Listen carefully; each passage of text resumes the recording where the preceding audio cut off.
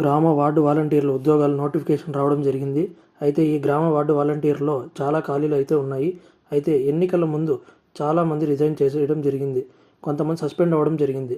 అంటే ఎన్నికలకు సంబంధించిన నియమావళిని ఉల్లంఘించారని కొంతమందిని తీసేయడం అయితే జరిగింది.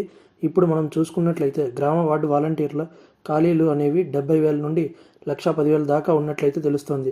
అయితే దీనికి అర్హతలు మరియు రిజిస్ట్రేషన్ చూసుకుంటే నెక్స్ట్ అంతేకాకుండా కూటమి ప్రభుత్వం ఎన్నికల ముందు మాటిచ్చినట్లుగా నెలకు 10,000 రూపాయలు అనేది గ్రామ వార్డు వాలంటీర్ల శాలరీగా ఇస్తామని చెప్పాయి.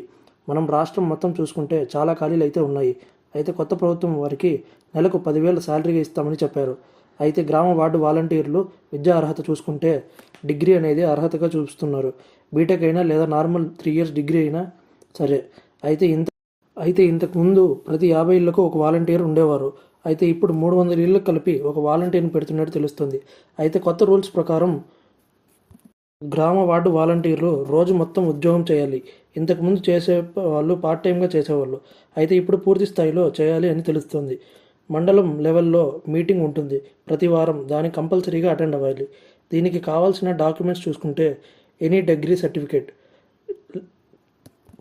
ఆధార్ కార్డు మరియు పాన్ కార్డు, 2 పాస్పోర్ట్ సైజ్ ఫోటోలు, Aadhaar card link mobile number, caste certificate, income certificate, bank xerox. మెయిన్గా లోకల్ వాళ్ళని ప్రిఫర్ చేస్తున్నట్టు తెలుస్తుంది.